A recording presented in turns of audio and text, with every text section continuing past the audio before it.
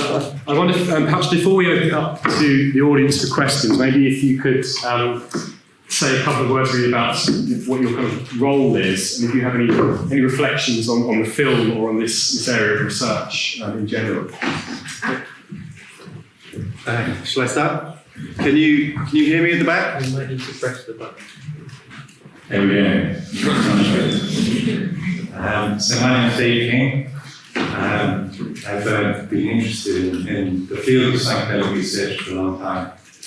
I'm co-director at a conference called Breaking Convention every 2 years that brings together psychedelic thinkers from all over the world to discuss this work. And for the last 6 months or so, I've been working at the Conservative Drug Policy Reform Group, which specifically targets policymakers and to a lesser extent the focusing public on the political right, who are more or less the only political segment who still need convincing of the need for reform. So I think we'll talk a little bit about scheduling further down. In regard to the film, I think it's a beautiful, balanced, poignant, moving film that really sheds a light on the depth of the distress that these patients and their families live with on a daily basis. It's a distress I'm familiar with myself. My mother had struggled with depression for most of her life and committed suicide in 2013. So it's very painful in one sense to think about what might have been possible had she held on for a few more years, or had there not been this prolonged hiatus in the research. So what could be changed really in a very short amount of time with very little political action, not even involving major changes in the legislation? Every day that doesn't happen and this research gets delayed, people are dying as a result. It's an extremely important issue, and I'm delighted that this film is out and shedding some light on that.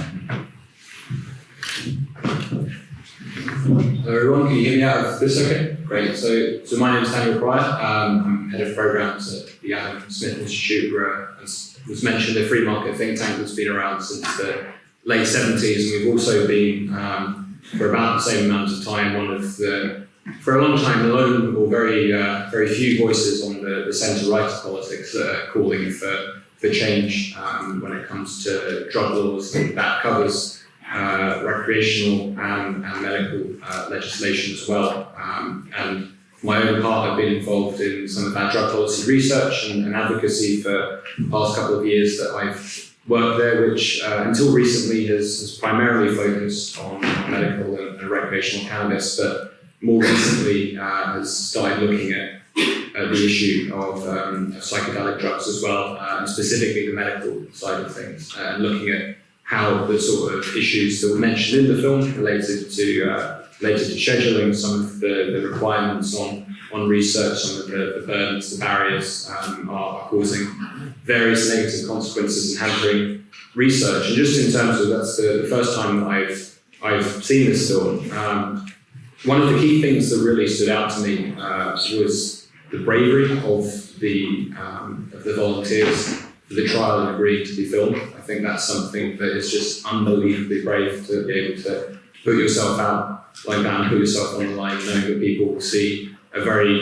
intimate and personal aspect of your life. And I think just to kind of to link that a little bit back to what I do on a day-to-day basis in politics and campaigning and policy reform, is that those sort of stories and the fact that some people are brave enough to speak about their experiences and to go on camera and say that is one of the key drivers of reform in this area. And a lot of the time it's politicians that simply aren't familiar with, they maybe don't understand the area, or maybe if they do, they've read a research report on it, and they haven't actually spoken to anyone who's potentially benefited from many of the ongoing trials in psychedelics. So it's good to see that, and amazing to see that they're prepared to do that.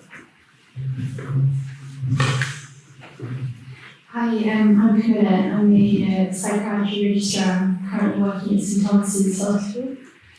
I worked on the trial with James and Jacob. I actually was kind of taking a break out of psychiatry because I was a bit disillusioned with the current treatments that we have. But then I saw this research was taking place, so I went to speak to David up, and I got involved because they were looking for a female psychiatrist. So it was great timing, and it was an absolutely incredible experience. I think Monty did a really brilliant job in the film. I think it was a really balanced view. I mean, I don't know if it was in his, intention, because he started filming kind of late on in the trial. But he didn't. As you can see, the volunteers who took part, some of them relapsed, and the gentleman that I sat with, James, he didn't really. Sadly, didn't really seem to do much for him, although I sort of think maybe it did somehow in some way, or maybe that's just my hope. But I think it didn't. Even though it's called magic medicine, it obviously isn't a kind of magic cure for everyone. But I really I'm very hopeful that it will bring light and hope and love and peace into the lives of people who currently are suffering. So I'm looking the same way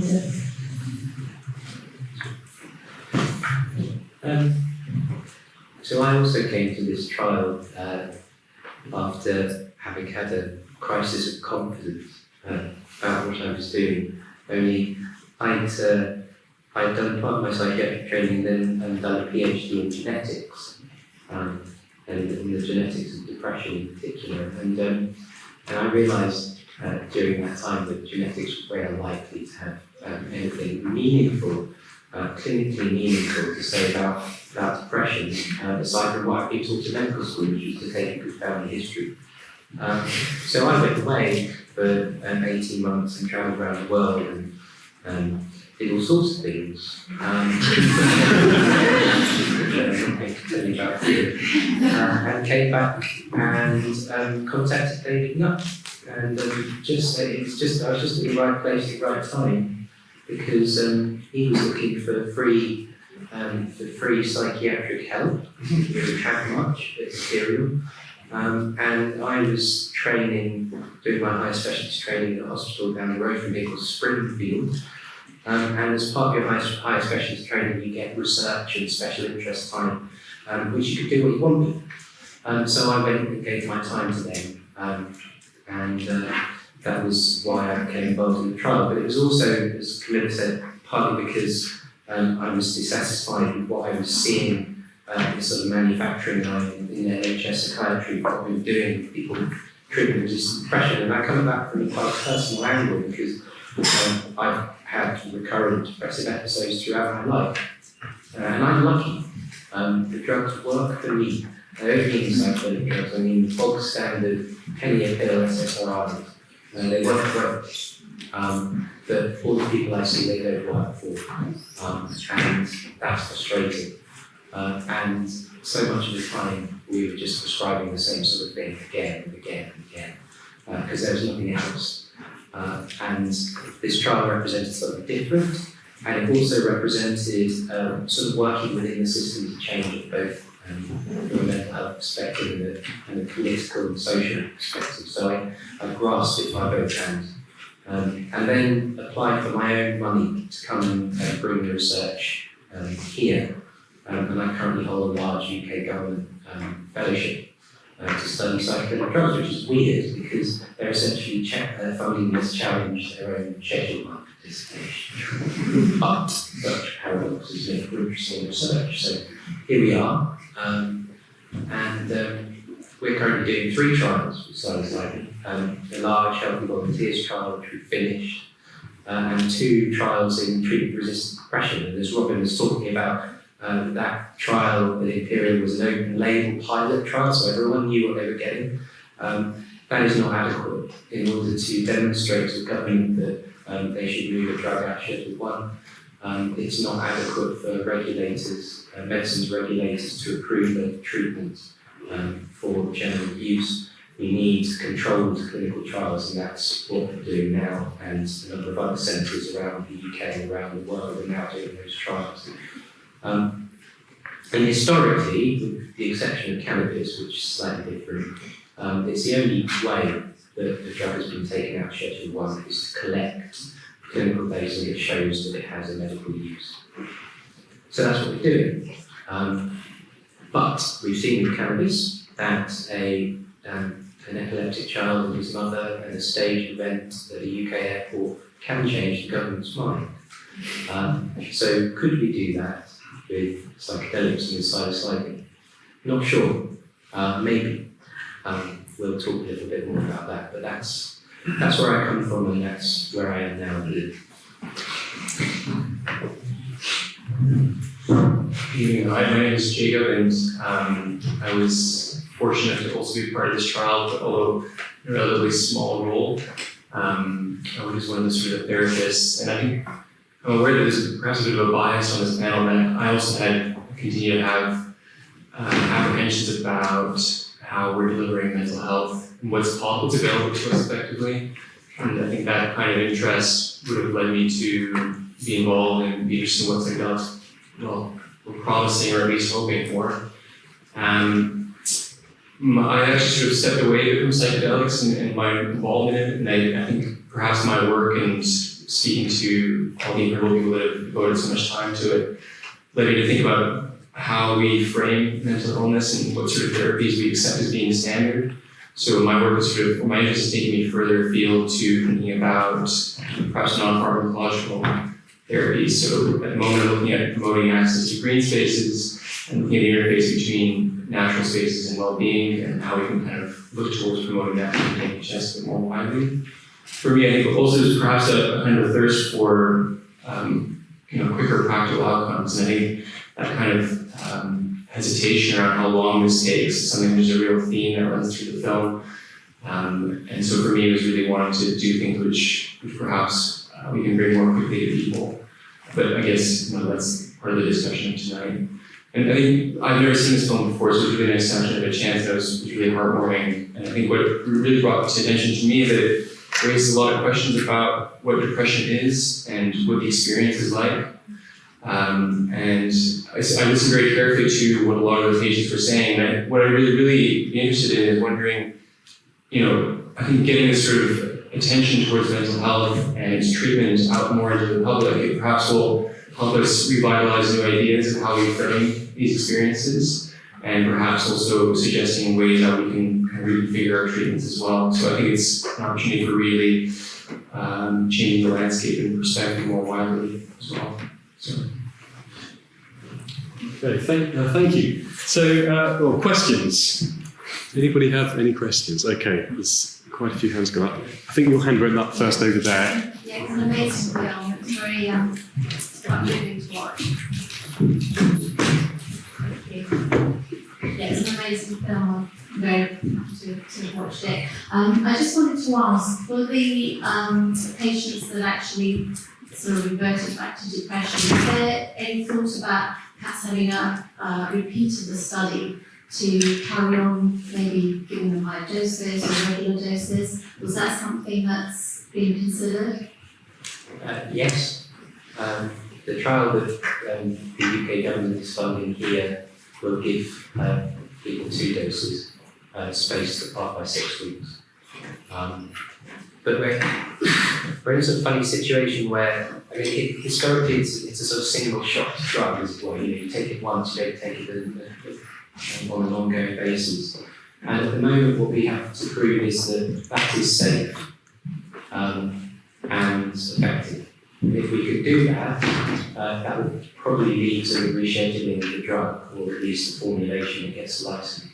And then a whole sort of new era of flexibility in trial design can open up. But we're starting our first forays into that with the trial, one of the trials we're doing here. So yes, it is on our mind, and the interval in between doses and the integration around that, and like how to translate what people learn into changes in their day-to-day life. Because I suppose one of the criticisms of psychiatry, maybe one of the criticisms of that film, is it focuses very much on the drug. But it's not just the drug, it's actually a complex interaction. The other thing I just want to say about that is the power of the trial as well, in getting people better. And actually, this was a new trial of something, it's really appealing to people to be in a trial like this. And actually, you saw similar things when the first trials were done with pros. It was a new, sexy thing that was shiny and sparkly. And people who haven't got better with anything else got better in the pros. So there's the power of the trial too. So these drugs are unlikely to be a panacea. They're not going to be, I don't think they're necessarily going to be a revolution or a replacement for anything we already have, but they're certainly, hopefully, an addition to it, and an important addition because they work in a different way. And it's the people that the existing treatments don't that we're focused on. Thank you.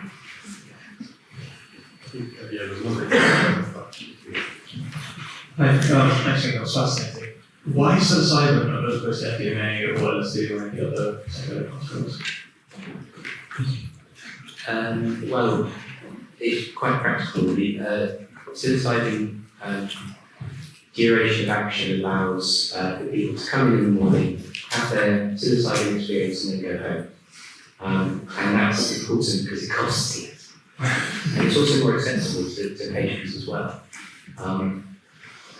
LSD is far more stigmatized. There's 3 letters, and that brings something into the room with it, whereas psilocybin comes with a sort of natural and a less stigmatized identity, I guess, and that was important. And also, it was a drug that we could get that someone would manufacture for us. So it's sort of pragmatic, but the main point was the duration of action and the sort of sociocultural package that came along with that word, psilocybin. Not many people heard about psilocybin, and there's not so much stigma attached to magic mushrooms as there is with LSD. MDMA works in a totally different way and probably appropriate for different things such as PTSD. So that's why we chose psilocybin. Take off that side.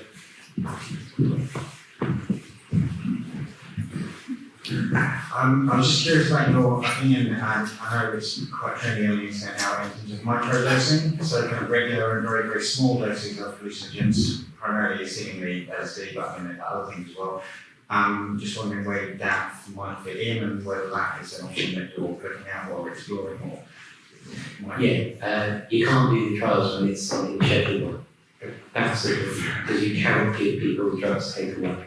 Because you have to account for every milligram and everywhere it moves.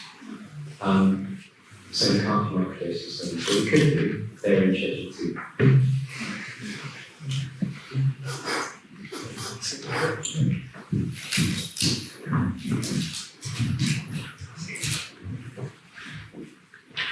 You just asked me a question, but I still want to share. So, I'm somebody, I'm a psychotherapist and hold space for plant medicine for many, many years, and also someone who has had bouts of depression and have taken, in lethal countries, had thousands and thousands of experiences of psychedelic experiences. But for me, what was transformational was microdosing, and from what I've seen from people, the lasting effects of that. Or really, not to say that the other experiences didn't have profound openings, but for depression, I think it's the future. And I don't know, it's not really a question, but it's just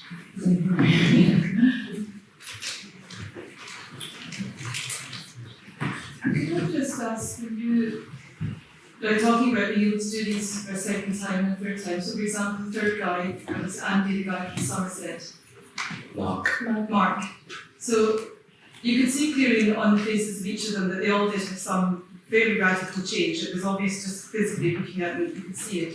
But he seems to have less so than the others. So if you did get the scope to do a second dose of things, would you stick with the same rigid dosing, or would you have the flexibility to think, okay, perhaps that person is more susceptible, less susceptible, and up it accordingly? Because that would seem to make more sense. Yeah, but we don't have that flexibility in a clinical trial. But I wanted to keep Mark at high dose. So you're doing this again now with 2 doses. Is that right? Did I hear that right when you were introducing yourself, the study that you're doing now? Not with 2 doses, but, well, the 2 doses that are the same. Okay. You have to predefine it in the Okay. protocol. Just very quickly, what you're helping very open comment about microdosing to go on acknowledge it. I think for me, it's just about it opens up more questions that we don't have answers to, and potentially there's an entire model of how these medications work, which, as James was pointing out, we don't have a structure for and how to begin explaining. But again, anecdotes are hopeful. I think it, listening to what you say, it kind of makes sense, and thinking back to the reason why people may relapse. So I think what's happening is people are having these very cathartic experiences, and you can have cathartic experiences, you know, in different ways. Like you can have them in a church, or through breathing, or it doesn't have to necessarily be with a psychedelic drug.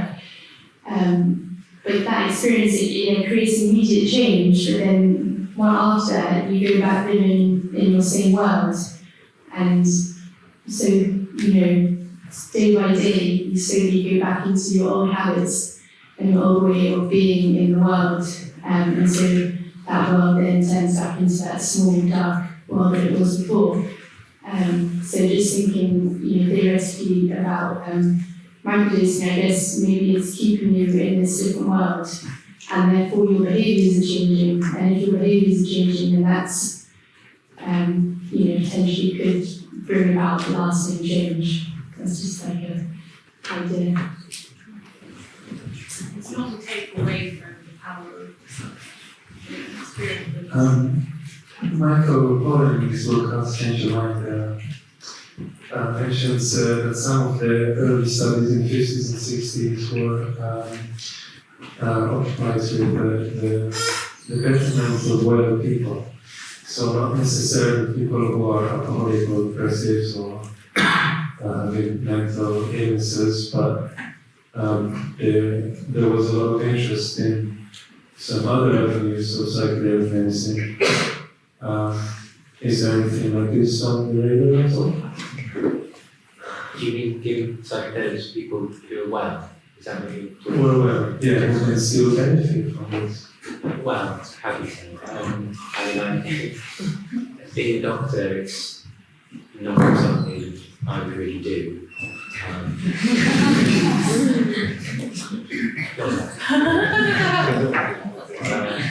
So no, it's not my radar, maybe in others. I know what you're saying, and people often ask me about it, but my focus is on people who are suffering with mental health problems. Maybe being well is a mental health problem. Just a couple of questions. First of all, how far out are we from having psilocybin being available to patients with depression who need it? And also, what proportion of the kind of distance between now and then falls into the more clinical side in terms of getting the right trial data to go through the regulator and through NICE, and how much of it is more political in terms of changing minds of politicians and legislation?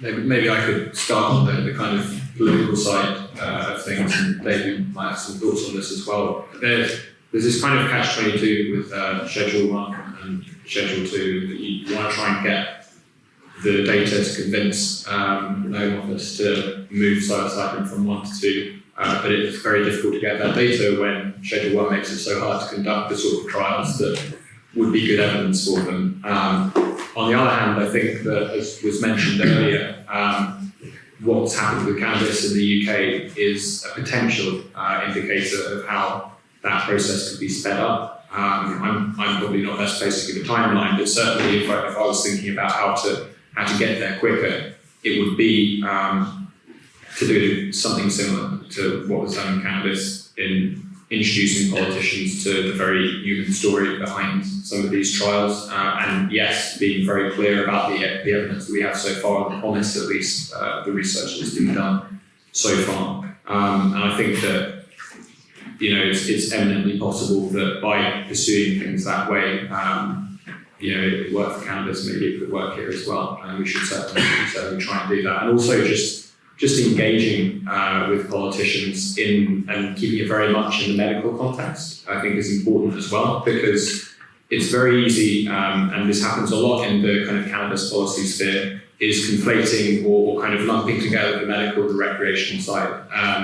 And I think that whilst that, you know, arguably worked, or is working to some extent when it comes to transitioning from medical legalization all the way up to recreational with this, with drugs like psilocybin or MDMA or LSD or DMT, etc.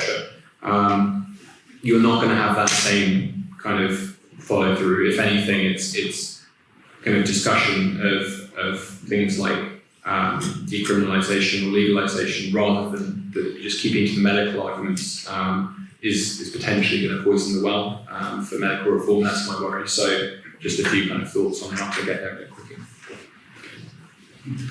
I'll pick up on the political side as well. I agree very much with all that. I think there's actually a huge reason for optimism in terms of the specific rescheduling, psilocybin and perhaps MDMA to Schedule 2. It would be quite a simple process in theory.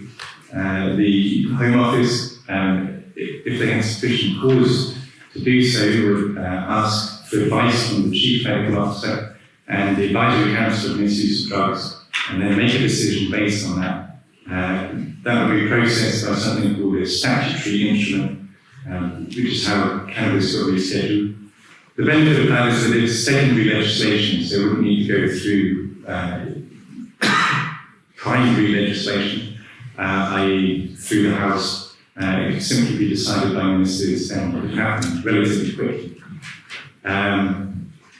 As far as I can tell at the moment, the reason that hasn't happened is a lack of the right sort of communication between stakeholders, and also the fact that the UN Convention set the mould for where these drugs would fall, but they don't, within schedules, but they don't mandate any country to have a particular drug in any particular schedule.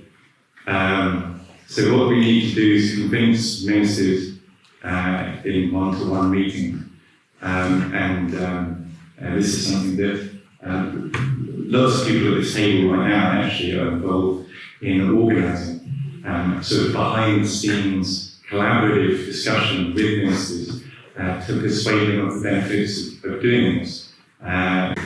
Ministers want to make change, they want to leave a legacy, they want to be impressed, and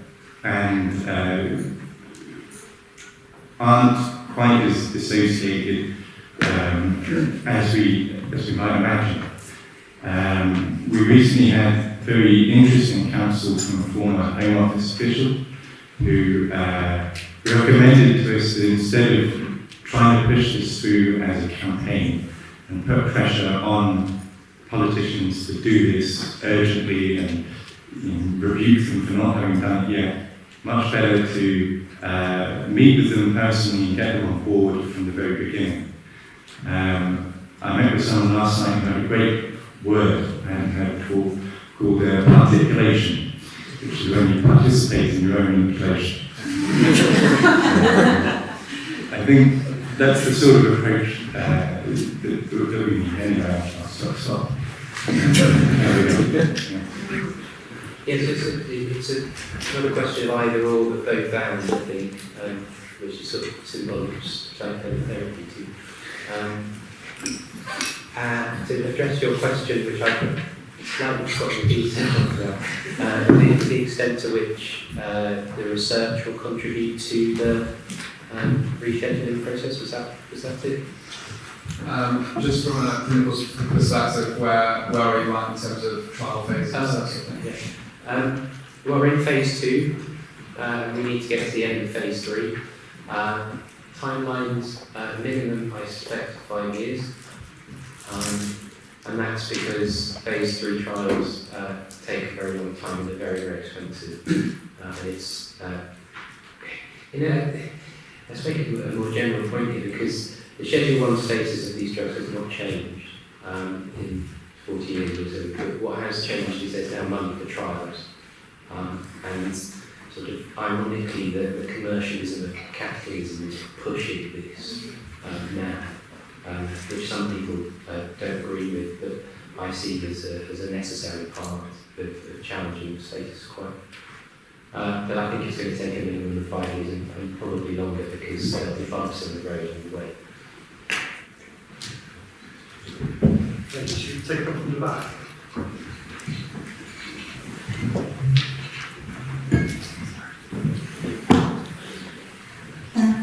Thank you for putting on this screen.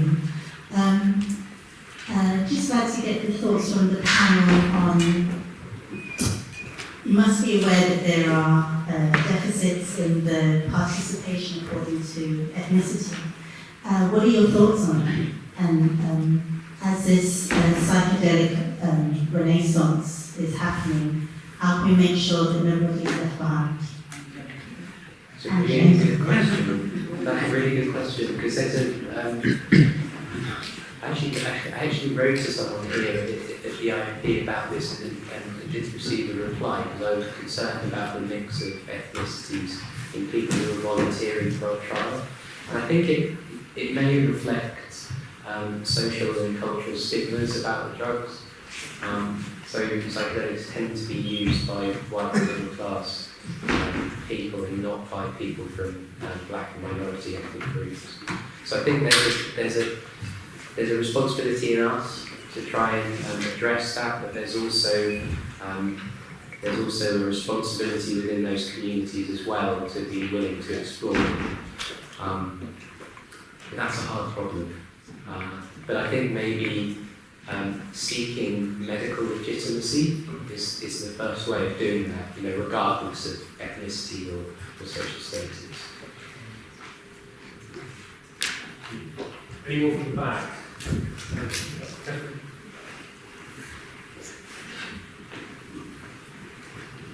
We were wondering, do you think, because that the age in which you, or the stage in your life that you do psilocybin will have an effect on the actual effect of how you approach the new things that you learn and improvisations? For example, do you think it would be harder for perhaps someone your age with a very more concrete life to have positive effects on someone younger and more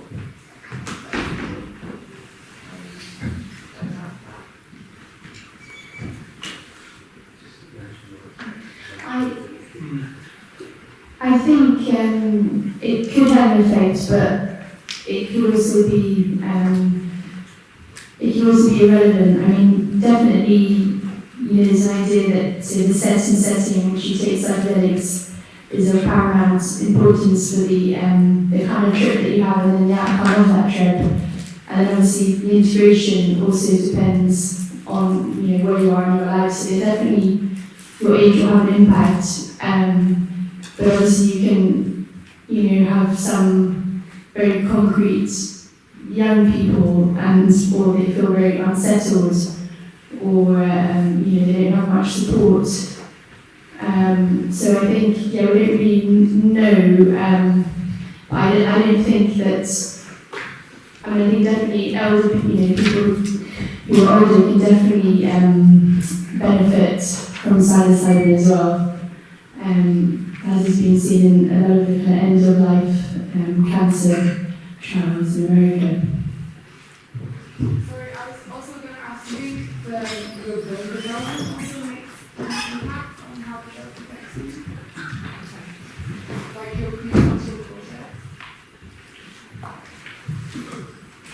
Just repeating that last bit again.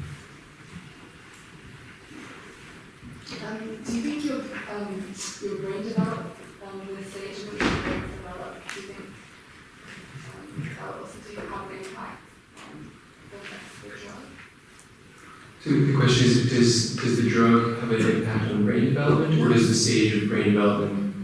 The stage of which your brain developed, like psychiatric stage, if you're young, like for example, if you're younger and your brain hasn't developed as much, do you think that would also impact the effects? Yeah, I think the difficulty of the question is that it contains so much we don't know about what does brain development mean, how does depression change over the course of decades.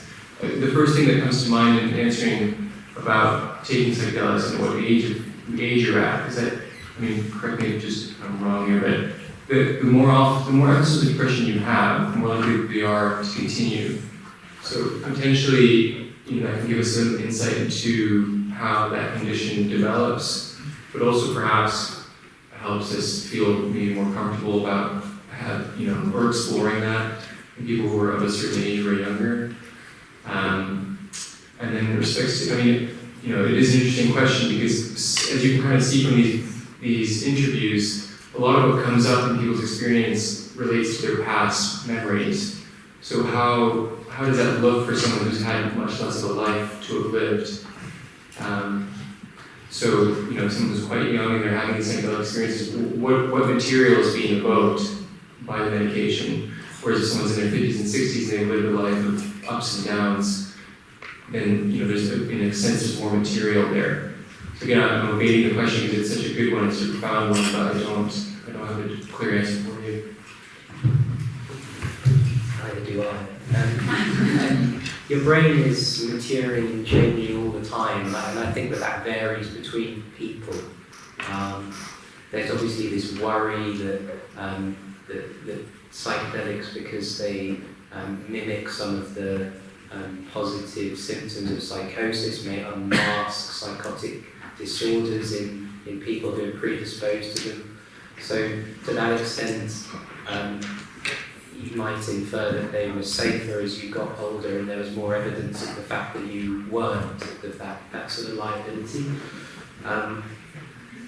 They're also, I think, because they're so physiologically safe, I quite a good bet in older age, whereas other drugs aren't.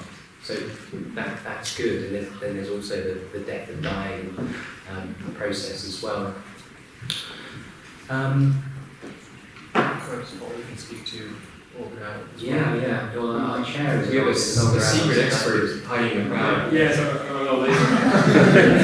one of the things which I think is yet to be explored is the effects of the kind of organic changes that take place in your brain as you get older, and whether or not that has any effect, or if that sort of mitigates or alters the effect is completely unexplored. But even in the end-of-life studies, the upper age of the participants tends to be in the kind of upper 50s or 60s. So I think, as far as I'm aware, there have been very few, if any, studies that have included patients in their sort of 70s, 80s. That age would be, as far as I know, is completely unexplored. But it would make sense for many reasons why it might be a good idea. One of which is because these drugs are quite physiologically safe, and we often have problems with side effects from the current medications available. And so if these drugs can be effective after 1 or 2 doses, and there's an acceptable safety profile, then that's clearly a good thing. So it's yet to be explored with the older ones. The trial I'm doing is an upper age limit of 80. But the problem actually with trials of depression in older adults is that depression can be a herald to dementia. And it's not actually depression at all, it's the early signs of dementia. So you don't want to include people because that's not what you're testing. So that's the difficulty. But we will accept people up to the age of 80 if their depression started before the age of 60. Because then you can be more sure that it's not a dementia. What's your lower limit? What's your lower limit? 25. And that's slightly plucked out of the air, but it's based upon, it's actually based upon the observation with the SSRIs that they induce suicidal thoughts in people under the age of 25, rarely, but more particularly in that age group. I just think we need to be more careful with that sort of age group. And again, there's a peak in the development of psychosis and bipolar disorder around the early 20s. So it's sort of with an idea of treading quite carefully with what are quite powerful drugs, and not wanting to create too many bumps in the road on the way to collecting reasoned evidence.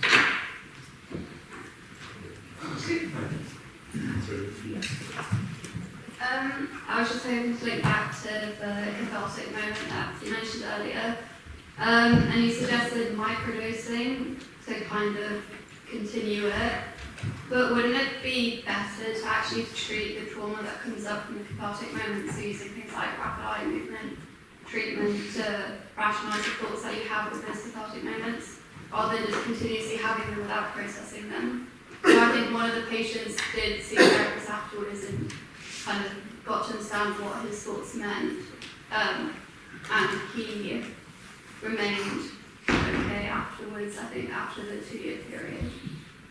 Yeah, you're always caught between a bit of a, you're balancing two things in clinical trials. You've got a responsibility to the participant, but then a responsibility to the trial and what you're trying to achieve. And ultimately with these trials, what we're doing is testing the drug, because that's what regulators need to make a decision about whether or not it needs a license. And the more sort of psychotherapeutic padding that you put around the drug, the more you dilute the effect or the difference that you see between control conditions and drug conditions. Because the psychological support remains regardless. That's common to both groups, and the only difference is drug, not drug. So if you're giving people lots and lots and lots of psychotherapy, you need more and more people to try and differentiate between drug and placebo. And if you can't differentiate between drug and placebo, then you're not going to get a license, and the whole point of the research was wasted. So we have this juggling act we have to do. But how are they meant to process the cathartic moments they have? Well, it's different for each person, I guess. I think it's a really good question, and I think I agree with you that we do need to really be thinking about this period, after the actual dosing, and dosing is just the start really, and the process starts afterwards. But I think what James is saying is it's really difficult, given that we're having to do this within the context of research and trials. But I think in the future, I imagine if the randomized controlled trials do show a positive effect over placebo, that we'll be looking at, actually does kind of longer term psychotherapy after dosing, does that improve outcome even more? Having said that, on the NHS with such poor,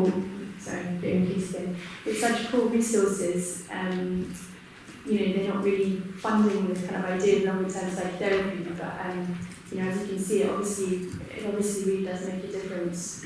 And particularly when you maybe have this psilocybin dosing at the beginning, which kind of opens things up, it helps people to become conscious of things they weren't conscious of before, and then they're able to process in the psychotherapy.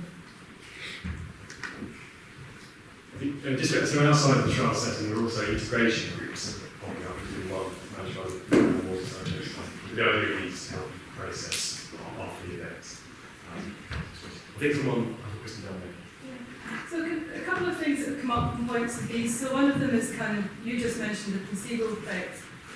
There's also the question of age, and then there's the question of the follow-up thing.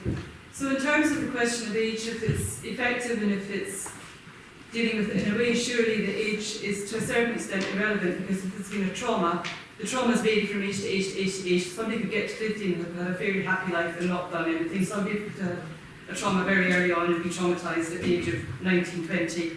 So again, a bit like I was asking you earlier about the dosage, surely in a way the earlier you catch people, you stop them having more and more and more depressive episodes.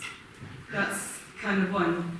In terms of what you were saying about kind of the follow-up and stuff, and putting things in. What I thought was really interesting that came out of that documentary was also the impact on the families of those that were being done. So I hear completely what you're saying about having to actually do the trial and be very kind of thing.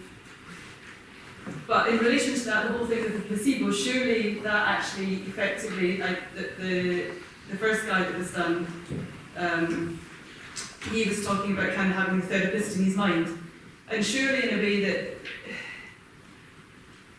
again, I guess I understand that you're trying to show the effectiveness of the psilocybin, but similarly, it's also showing the effect of a positive impact in allowing the mind to effectively heal itself.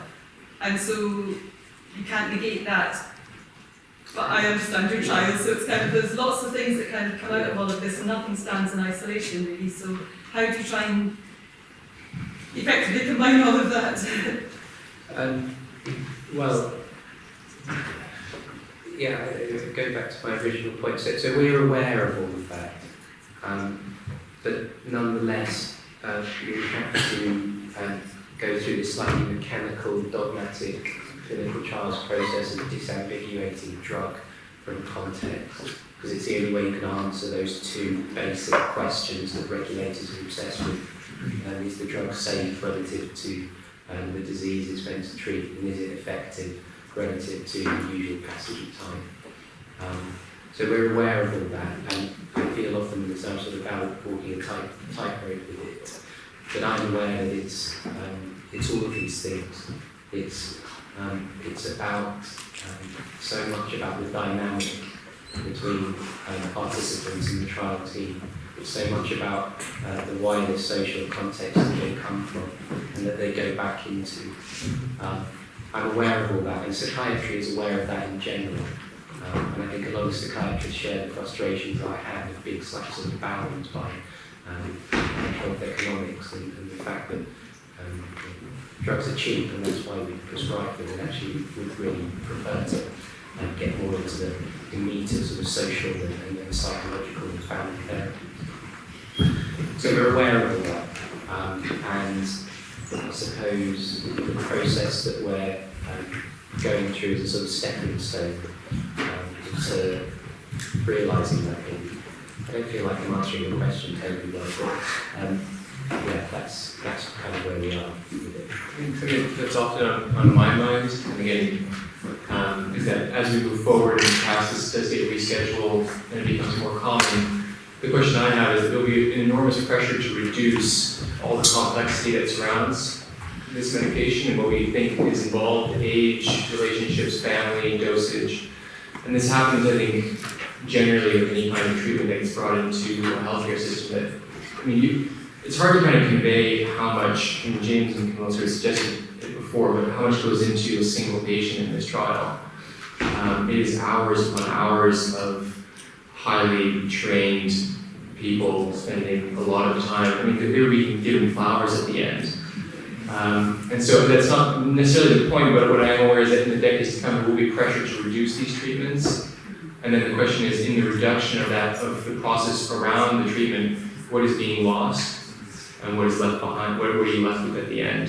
And so I think James is in that very awkward position of having to try to balance that, balance the demands of science, but also balancing probably some intuition that we all have. It's a very complicated thing that we're trying to work on.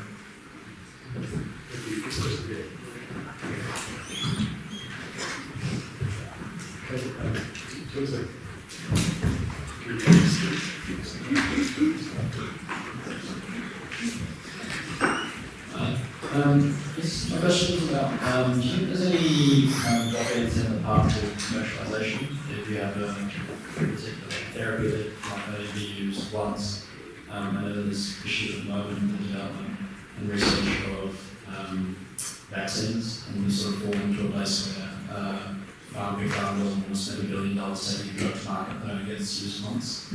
Do you see, how would you think about sort of commercialising something like this? I mean, I suppose on the flip side, just as you mentioned before, you might have 3 psychiatrists, psychologists, psychotherapists, 3 integration sessions, a clinical setting. How do you, I mean, the NHS already seemed quite unfunded and overstretched. I suppose, how do you see the 2 sides of that coin working out?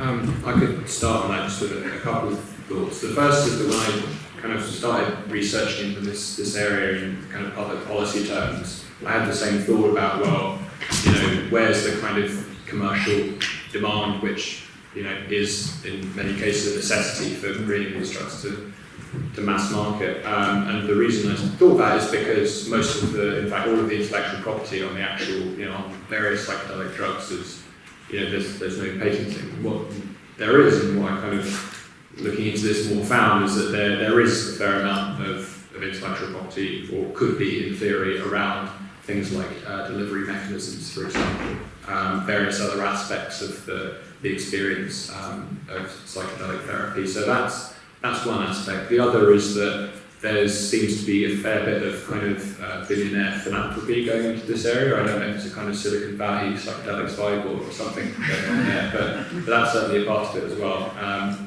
On the flip side, you can argue, well, you know, as much as the kind of the sheer economic cost of some of the kind of sessions that we saw in that film is likely to be quite high, how's that going to be reconciled with a health service that's struggling to meet the kind of budget requirements that on it politically agree or disagree, they are there.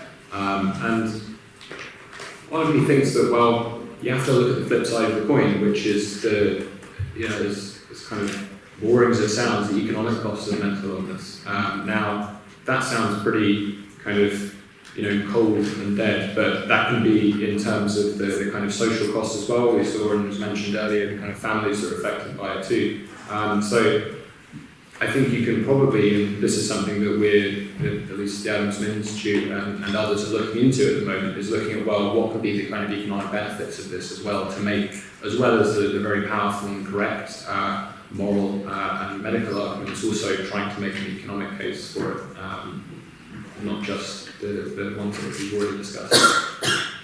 Would you expect any pushback from pharmaceutical companies? SSRIs, as we know, right?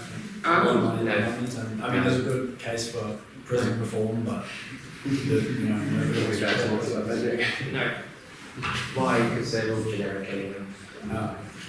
Aside from a few of them, but I mean, the last antidepressant that was licensed, vortioxetine, was 2013, so its patent will expire in 5 years or so. After that, they're all generic, they cost very little. So I don't think pharma is going to be used by this. As for the commercial potential, I really don't know. I think it's a fascinating one. Of course, you have to remember that these drugs were used in the health service before. There were whole hospital blocks devoted to LSD therapy. So it worked back then. Whether or not it will work now, time will tell. But I think it will need to be, I suspect, a bit like cannabis. You know, the NHS is not prescribing cannabis, it's not allowing doctors to prescribe cannabis at the moment. And that's a health economic argument with evidence sort of thrown in. It'll probably be the same with psychedelics. They get a license, there'll be a process of bedding in, probably the therapy will only be available to those who have to pay. But that again is a necessary part of the process of seeking acceptance and legitimacy for it. And with time, maybe the NHS will accept it, pursuant to the arguments that Daniel just made, that in saving the money that we would otherwise spend on someone who's chronically depressed and socioeconomically inactive, it comes it's cheap at the price to society as a whole. Okay, thanks. Only a few minutes left. Can we have one from the back? Was there any hands at the back? Catherine. So they all come down.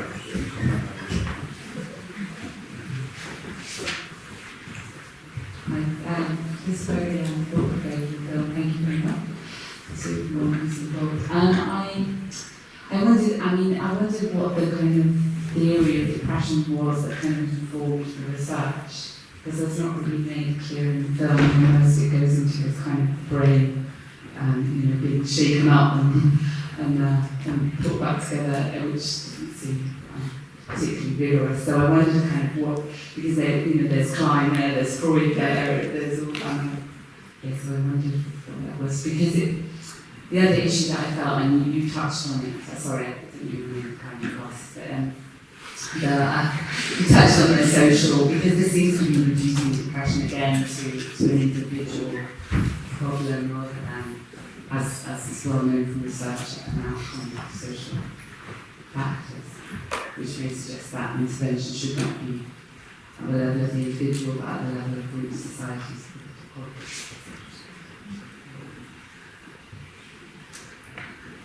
Are you seeking comments on that one? No, I mean, the theory that informed me, because I just wasn't. Well, no one knows. Well, you're building it on the basis of what you found. What do you mean, the theory of depression? Yeah, exactly. Because you know, if you're talking about integration, you're talking about then it seems to be building on the psychodynamic theory, but then on the other hand, we're talking about serotonin, and so. Yeah, I mean, the first thing to say is depression is not one thing. It's a heterogeneous group of problems, and in psychiatry, we've been particularly bad at being able to define those. And that's just because the brain is very hard to study, and people describe their difficulties in different ways. So I like sometimes to think about depression in terms of what might precipitate it, for example. And my pet theory is that psychedelics are probably more applicable to people whose depression is rooted in traumatic experience, rather than simply a sort of familial, biological, inherited disposition, which probably the standard antidepressants were helpful. But of course, the majority of people don't have familial inherited depression. The majority of people have really difficult lives and struggling to know how to integrate those. And the brain just has to get on and live life. Historically, in evolutionary, we haven't had time to be able to sort of go back and reintegrate and all of that. And that imperative of the brain just needing to get on with the business of survival is perhaps why we see these disorders and why we're able to have these conversations now about what to do about them. But that comes back to the integration of traumatic events and how you think about those, how you tolerate the distressing experiences that arise because of those, what your relationship is to your body and your memories and your external world. And there I think psychedelics, along with other forms of therapy, have something to say, but they're only a small part of what is a large, ineffable and uniquely complex human problem. That's what depression is to me. But, that's my truth and not yours. Okay, I need you in session. The gentleman at the back, I'm going to come back down here.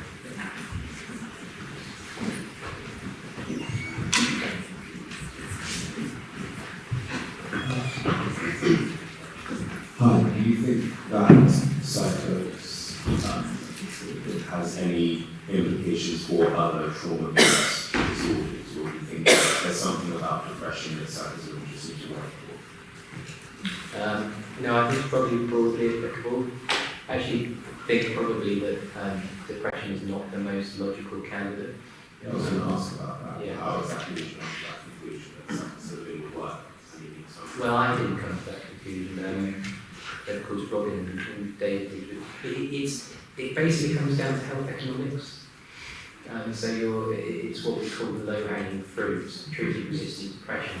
And the reason is that there are loads of people with treatment-resistant depression and they don't get better. And there's a lot of socioeconomic burden. So that's the reason why we're focusing on them. But it's not because a priori we necessarily think that that is the most likely target for psychedelics to work. And I wonder whether disorders that are more characterised by abnormal responses to trauma, anxiety, addictions, that sort of thing, would be more suitable. But that's where we are. Last question, the gentleman with the microphone. Yes, sorry for everybody who's having the chance. The person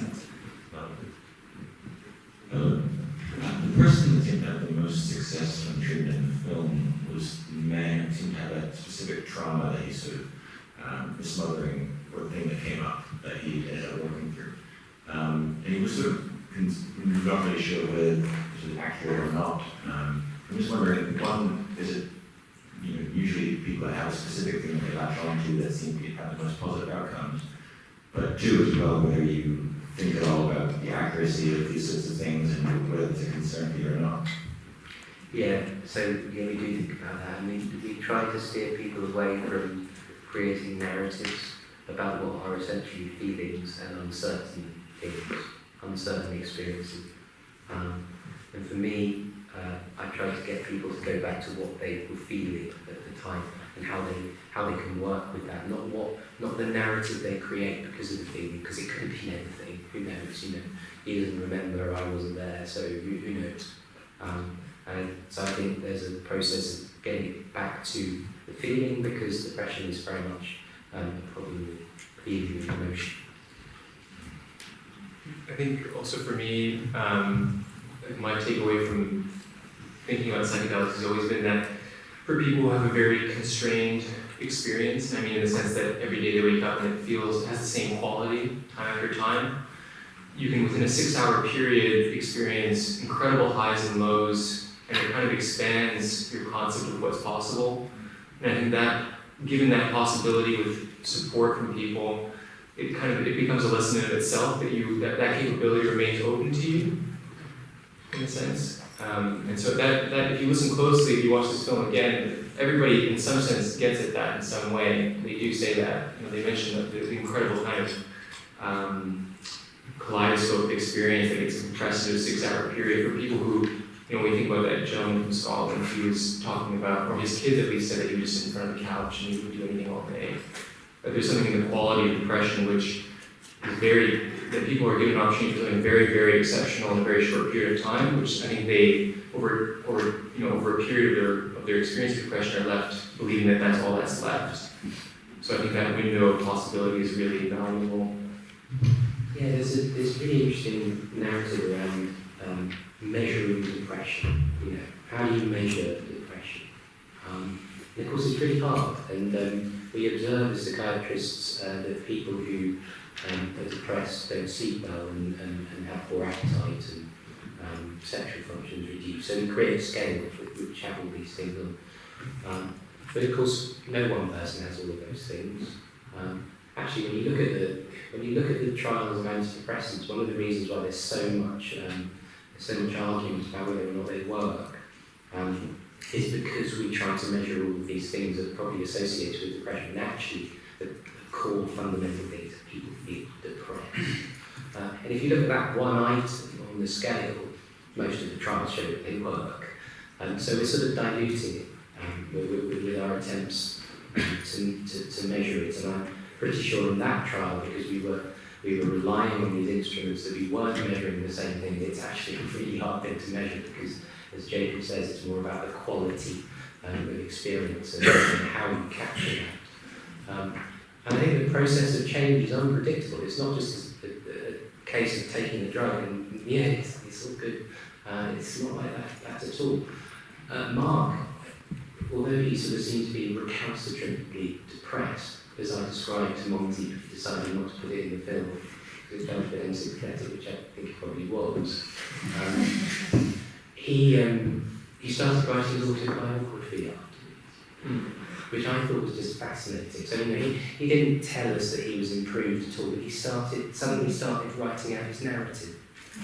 This for a man who seemingly sort of trapped with no identity. So change comes in unfamiliar and unpredictable ways, particularly with psychedelics.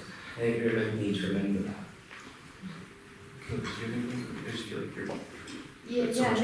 I'm doing MD Res in the kind of phenomenology of the change that occurs in people with depression. But it's completely fascinating.